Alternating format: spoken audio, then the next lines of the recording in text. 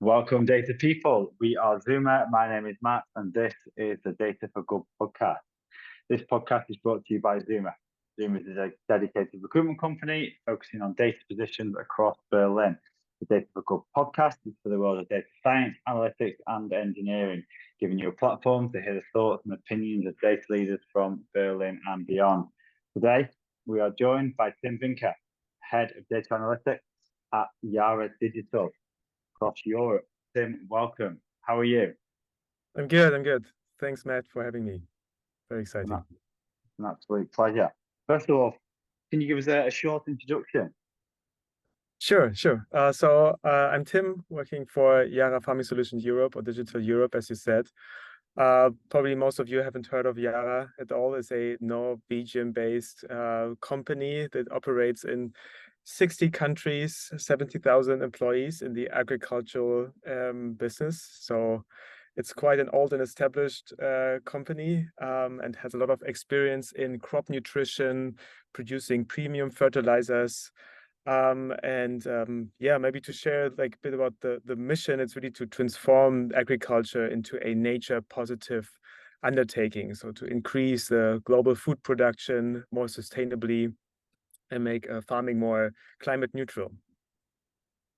Amazing. And so today we're going to go into a bit more detail about that. In particular, we're going to talk about digital transformation using data and how that kind of journey went for you through your time at Yara.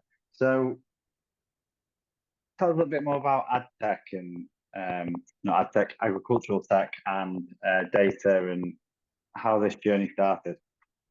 Yeah, so like I mentioned, like this undertaking of becoming a more nature positive company or change the value chain of food production. And one stream, I think, that was detected by Yara, but also and other actors in the AgTech business is that it's like digital solutions and data.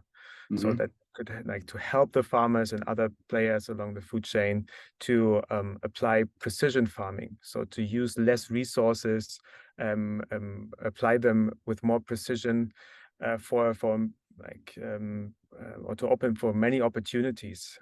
So to make sure that we are not, wasting water, that we're keeping the soil healthy, that we improve the yield, and eventually also the food production.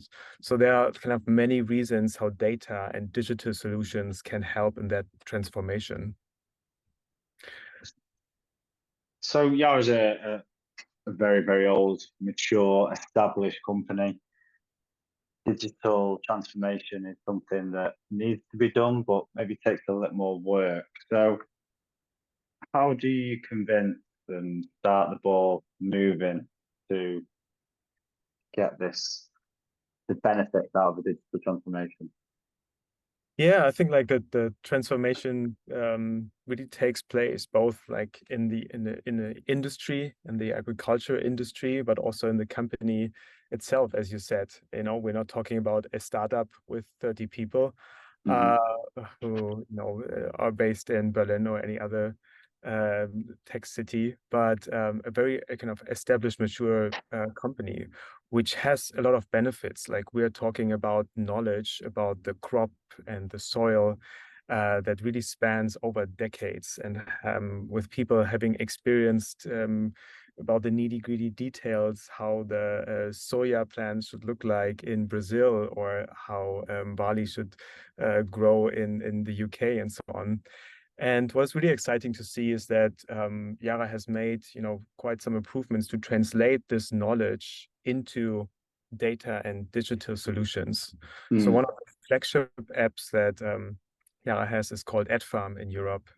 AdFarm is a free app that you can download as a farmer, create your field boundaries, and then you use satellite imagery basically to see on your field the biomass content of your plant. So Mm-hmm. to precisely see, well, maybe in the northern part of your field, there's quite a bit of growth going on. Too much, you should apply less fertilizer. In another part, there's too little. And that requires, I think, that mindset and the resources to translate that knowledge of a mature company into something digital. And what are the challenges, the mindset, the cost? How have you faced these? Yeah, I would say kind of one challenge definitely is the global scale. So the company, operates in more than 60 countries. Even like the data department is spread all over the world. So you're not, so my focus here is Europe, but there are data and product teams that look into the needs of small scale farmers in India. So my former director was working from Singapore. We have colleagues in Brazil. So every time you start a meeting, you never know in which time zone the person is and the cultural background and the view on the world. So the challenges here, I would say is somewhat also culturally.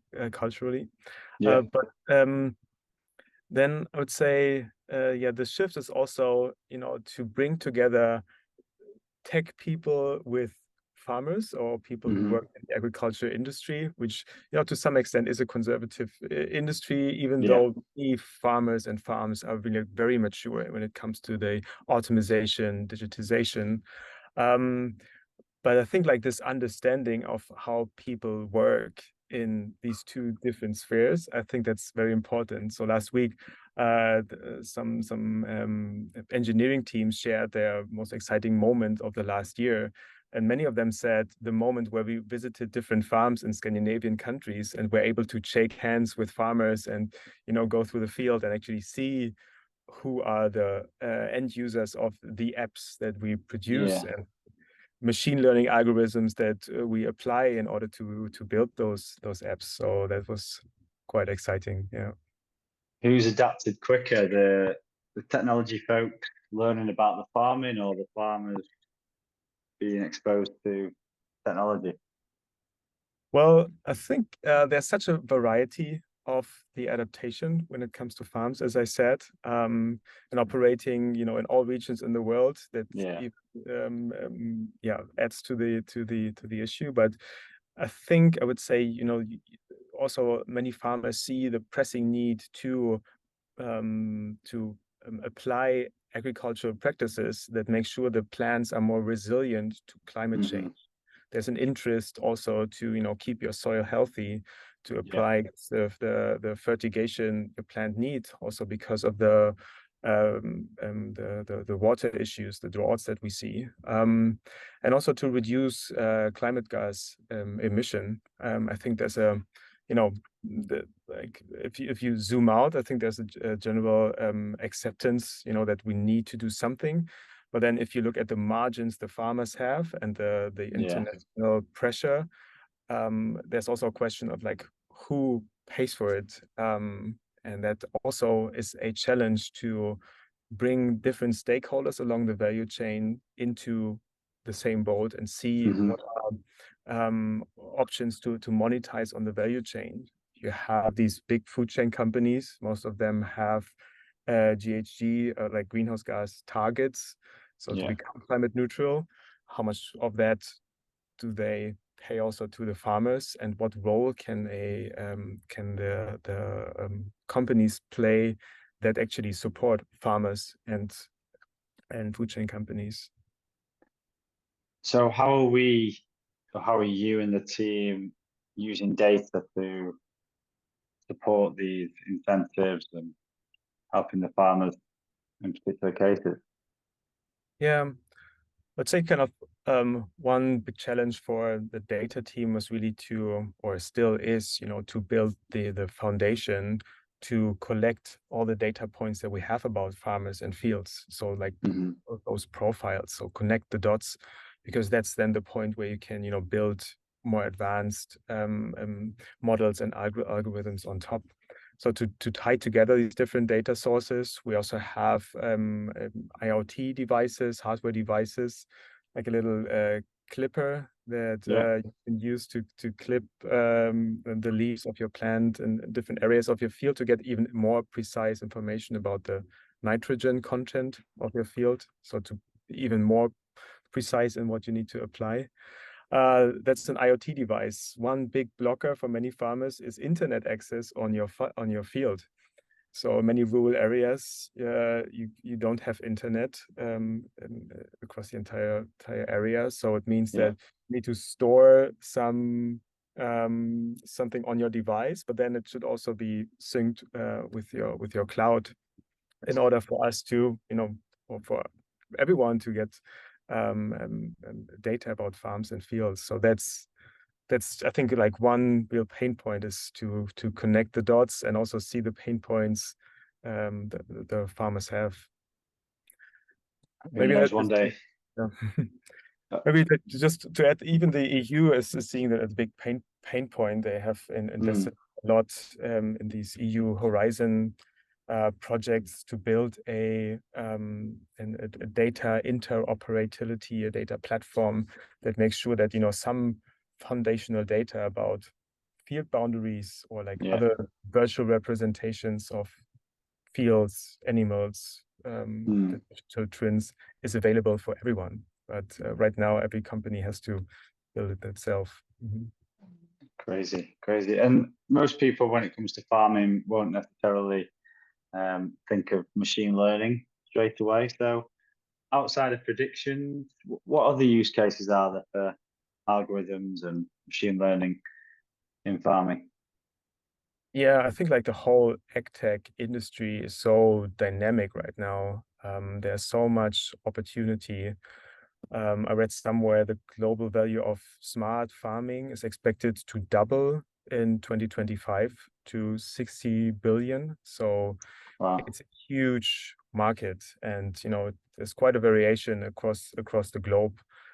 Brazil with these major farms gives a huge opportunity, but also in Europe, depending on what crop type and what area you look at, there are a lot of opportunities, and that's why also kind of the EU and Germany sees like digitalization of agriculture is a big market, and I think it's like a win-win situation for farmers, for also food security. I mean, like that's another aspect for a company to operate in the agriculture business is these risks that you face, war of aggression by Russia in the Ukraine, also a lot of challenges, but also, as I said, like climate change, climate resilience, droughts, also EU regulations when it comes to how healthy what you can apply, should apply, soil health. But these I would see as great opportunities to build a more sustainable agricultural landscape. And what are some of the emerging technologies that will be supporting this? I mean, agriculture is a big beast. It's a big industry. It's going to take a lot of moving. So what are the emerging tech that supporting these movements?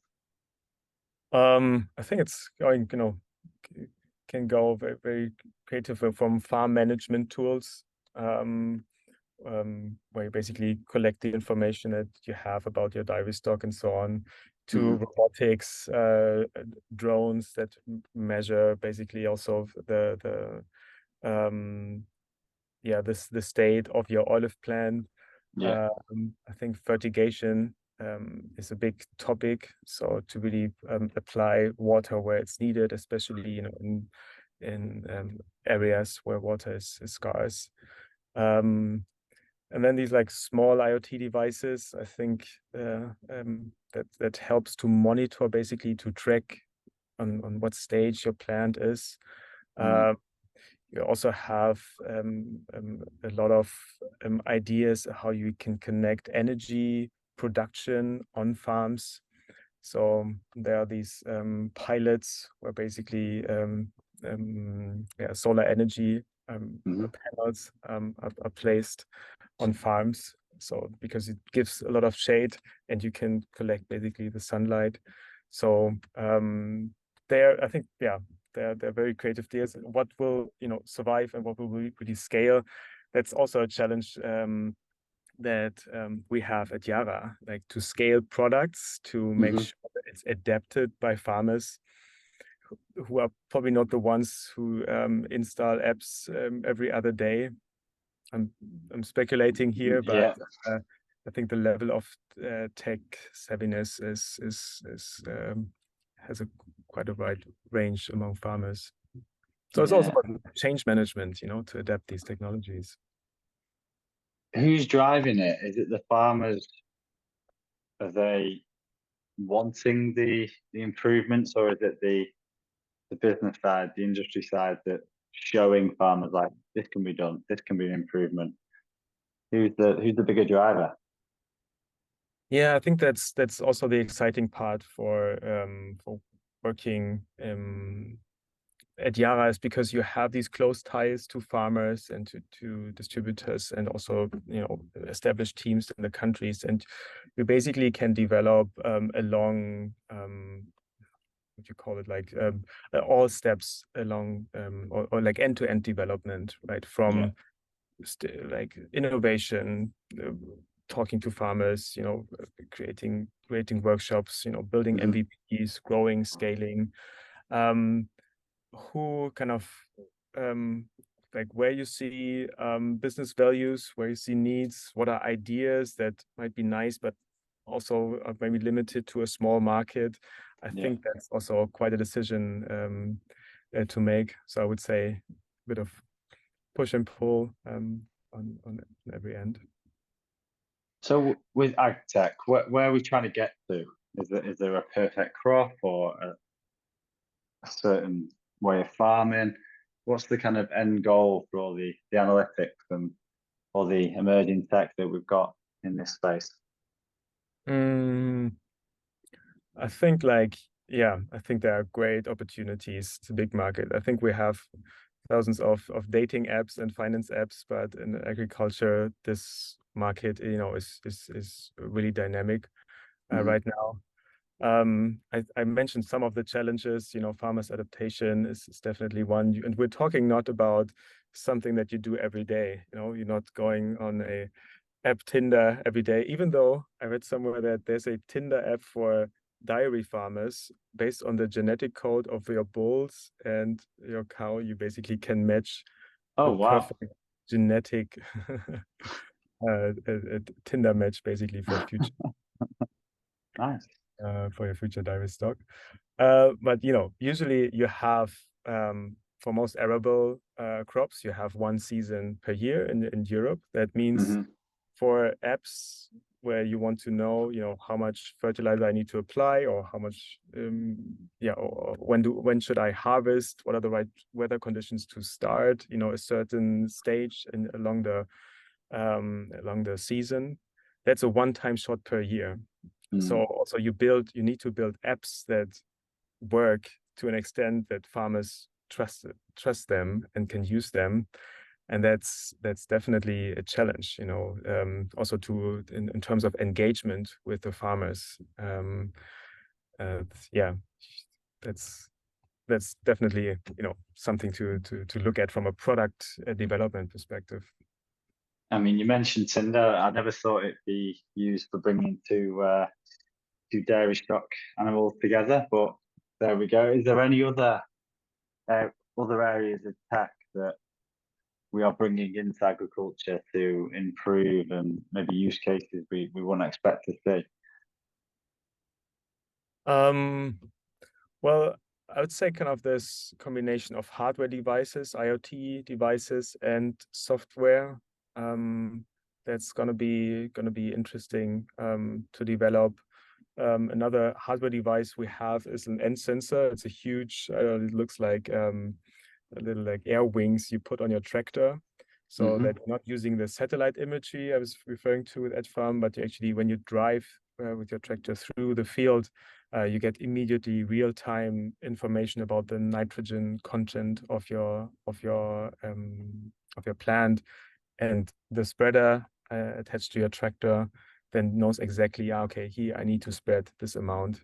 So it's like this real-time optimization is already established in many areas in agriculture, but I think smart ideas will probably leverage that even more.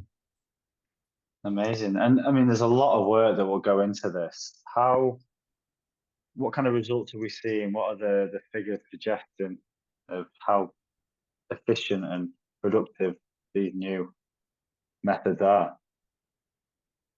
I mean, like they really give a lot of opportunities. So in terms of climate gas emission, 20% of global GHG emission originates from agriculture, from the agriculture sector. So precision farming and AgTech, can play a big and important role here. And as I said, it shouldn't only be on the shoulders of farmers. It requires that along the entire value chain, we need to make sure that we build business cases that supports the farmers and to reduce emission. I think the resilience to climate change, also to improve soil health, the water usage, the yield.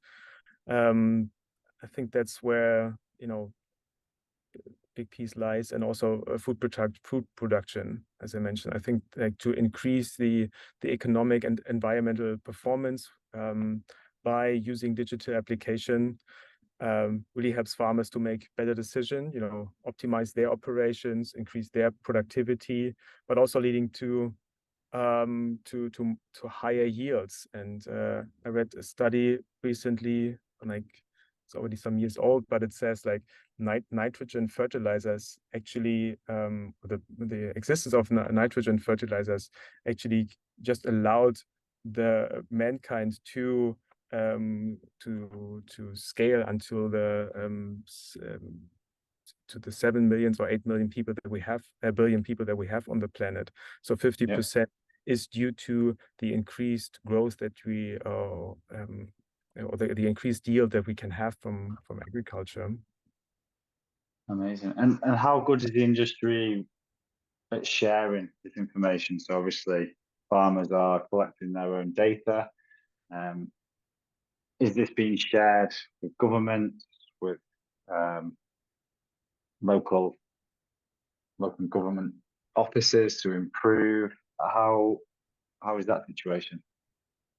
Yeah, it's quite scattered. I think there's no register of fields and crops, and I think some of that would be very helpful if there exists information that also enables not just big tech companies but also startups to build products and come up with ideas. I think that there are barriers, for example, when it comes to the field boundaries, the shapefiles of fields. There are some countries like the Netherlands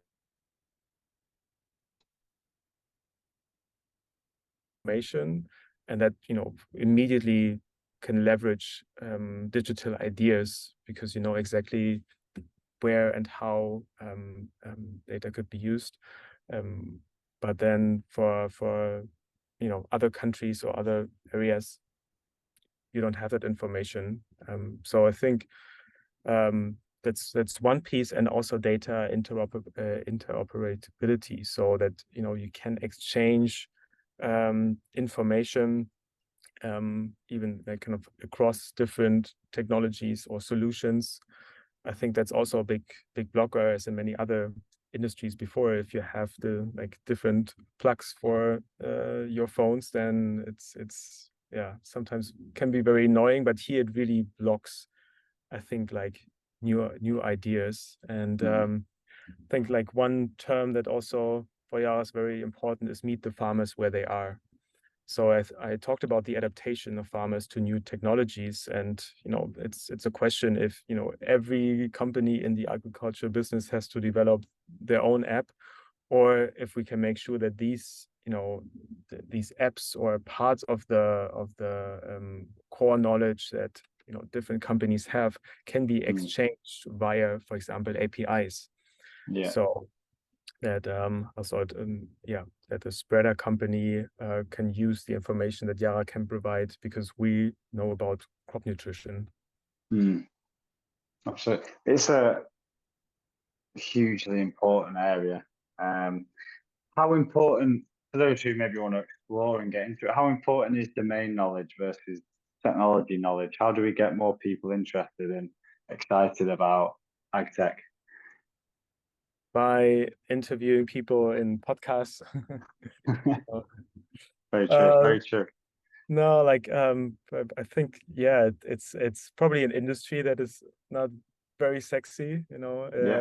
But, I think when people are interested in having an impact on kind of social issues, production, hunger, but also having interest in the climate change and how we can become more resilient. That's definitely an area to look for jobs. So I think that, you know, helping the farmers making the right sustainable decisions and eventually have better yield, produce more food is really motivating. So that really kind of motivates me to come to work. Amazing. And how do we get the message out? How do we improve? We do podcasts. Is there any other ways that people can start exploring AgTech? Is there blogs or certain people, especially within the data side? Yeah, I think like there are podcasts. I think they are also very specific to each region. I like a good starting point are the kind of the European websites. It's so European Union, I think, already has laid out a lot of directions. We are also, Yara is part of the World Economic Forum, so that's also where it plays a very vital role, food security in the world. You can visit the Yara website and look for open position. We have so many teams and units, from, you know, sensory data to machine learning, digital production. Have a look. More than welcome. Awesome. Well, I'm conscious of time, but to finish off, what are you most excited about? What most interesting about what's coming up in AgTech? Let me think. Like I'm very excited with like the energy and the investment that Yara is currently undertaking in Europe. We've scaled our digital teams from 30 people to 120 in the last couple of months. So there's a lot of, you know, energy, a lot of opportunities also on parts of the agriculture business that we haven't even tapped on. For example, grassland farmers, dairy farmers. There's barely any digital solutions that support the like grassland farmers. So I haven't really thought of. So I think like seeing the opportunities and having also the resources and the backing from the company to invest in, that's what I find very exciting. Amazing. Well, yeah, exciting time ahead, and there's a lot to come. But unfortunately, that's all we have time for today. Thank you very much for your time and your rich insight today, Tim. Thank you, Matt. It was a pleasure to be here. Thank you. And yeah, as always, for listeners, drop your questions and feedback. And don't forget to like and share so we can reach as many people as possible. But it's bye from us. Thanks once again, Tim. Thank you. Have a nice day. Ciao. Ciao for now.